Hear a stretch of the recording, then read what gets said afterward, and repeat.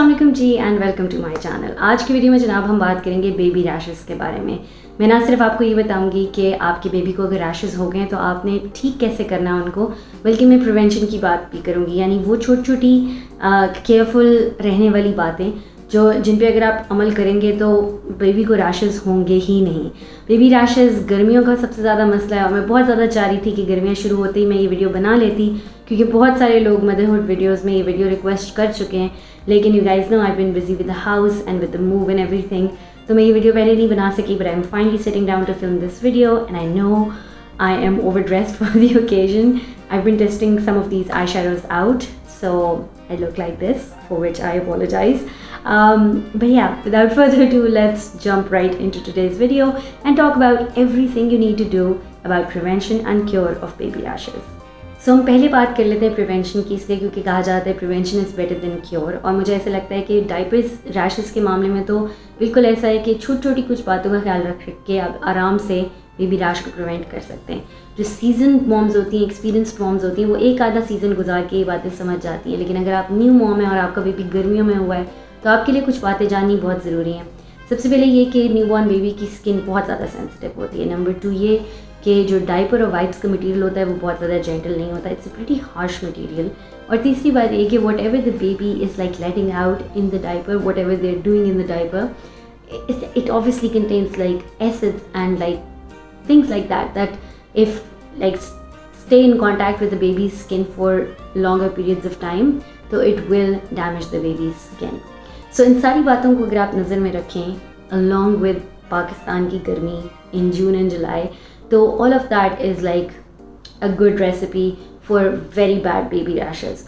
So आपने सबसे बड़ी बात का ये ख्याल रखना है कि आपने सुस्ती नहीं करनी बेबी का डायपर चेंज करने में। As soon as you find out the baby has pooped, change the baby's diaper.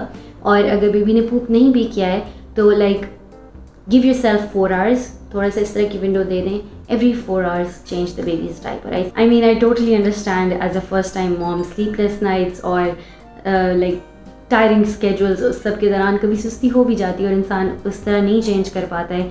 लेकिन प्लीज़ इस बात को ध्यान में रखें कि लाइक आपने डायपर चेंज के मामले में सुस्ती नहीं करनी। Now building on to the same thing कि आपने बच्चे को फ्रीक्वेंटली चेंज करना है, specially when the baby has pooped, तो आपने बच्चे को वाइप्स से साफ़ नहीं करना है, specially in the summers. Like I said, wipes का मटीरियल थोड़ा सा हार्श होता है, सो आपने पूरी कोशिश करनी है कि आपने बच्चे को वॉश करना है। अब आई नो कि as a new born babies are little flimsy, वो अपना सर भी नहीं संभाल पाते। As a first time mom you are scared to pick them up and take them to the sink और anywhere where you can wash them. तो मैं सजेस्ट करूँगी कि अगर आपका बच्चा बहुत छोटा है तो आप कोई लाइक रफ़ यूज़ का जो जिसको नापाक करने में आपको मसला ना हो, इस तरह का टब ले लें और साथ कॉटन रोल पास रखें और उसको कॉटन को डिप कर करके बच्चे को साफ़ करें। वाइप्स ना यूज़ करें न्यू बॉर्न बेबीज़ पे, because like I said newborn babies की स्किन बहुत हार्श होती है, वाइप्स बहुत जेंटल नहीं होते हैं। And so I highly suggest कि specially when the baby has pooped and you thoroughly need to clean the baby को वॉश करें, वाइप्स मत यूज़ करें। सो बच्चे को वॉश कर लेने के बाद जब नेक्स्ट डायपर पहनाने की बारी आ गई तो उससे पहले आई वुड से कि 2-3 मिनट इंतज़ार कर लें, लाइक थोड़ी देर के लिए बच्चे को खुला छोड़ दें। और अगर खुला नहीं छोड़ सकते तो किसी टिश्यू की मदद से बच्चे को लाइक पैट देम ड्राई, ताकि there is no moisture on their skin when you like seal them with a diaper. आप इमेजिन कर सकते हैं कि when there is already some moisture left there तो रैशेस डेवलप होने में बड़ी आसानी होगी एंड बड़ी तेज़ी से रैशेस डेवलप हो जाएंगे, whereas a dry skin is your best friend at this time.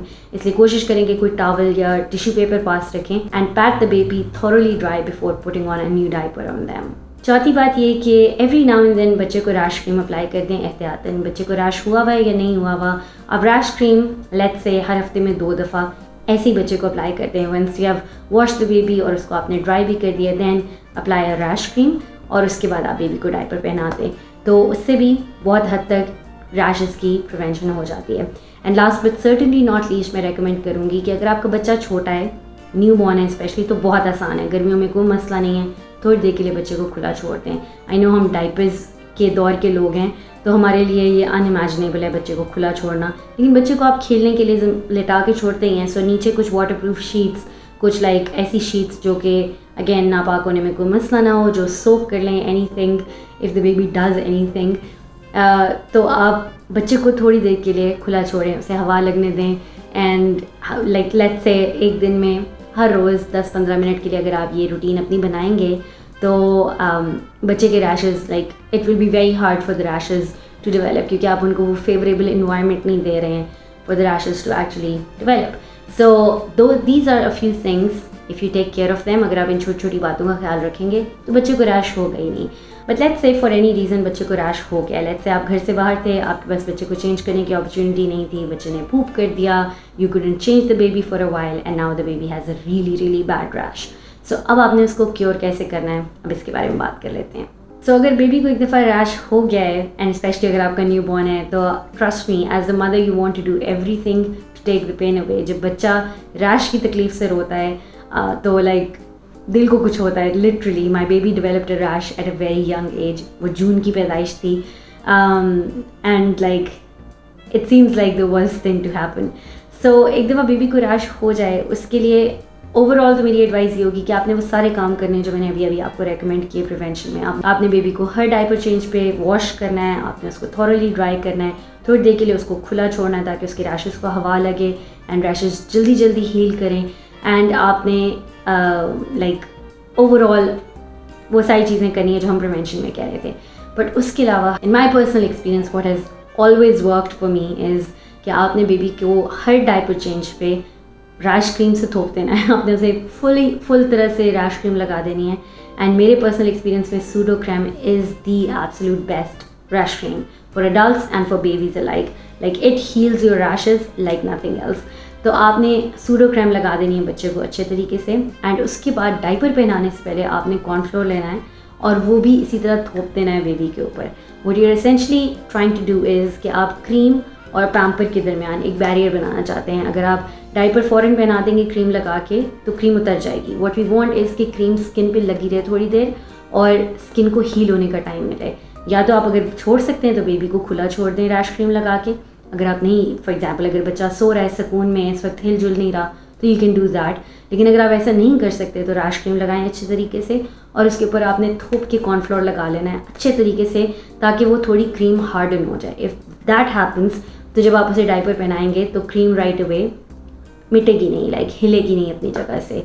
So essentially the way you set a foundation is how you set the rash cream in its place. That was a disgusting comparison but I still made that and it makes sense. But anyways guys, for me in my experience that and वो सारी चीज़ें जो prevention में मैंने आपको समझाई वो सारी आप करेंगे the baby rash will be cured pretty quickly. And yeah, that is everything for today's video. ये सारी वो चीज़ें हैं जो मुझे मालूम है बेबी रैशेस के बारे में या मेरे एक्सपीरियंस में जो हेल्प करती हैं बेबी रैश को प्रिवेंट और क्योर करने में. आई होप आपको आज की वीडियो पसंद आई होगी, आपको इसमें से कुछ सीखने को मिला होगा, ये वीडियो आपके लिए हेल्पफुल होगी. If that's the case please do not forget to give this video a big thumbs up. Comment down below and let me know what in your experience is the best way to cure and prevent a baby rash. Please let us all the moms know in the comment section and I'd be really grateful. It would be fun to read all of your comments. And yeah, that's it for today's video. I'll see you guys in my next one. Allah Hafiz.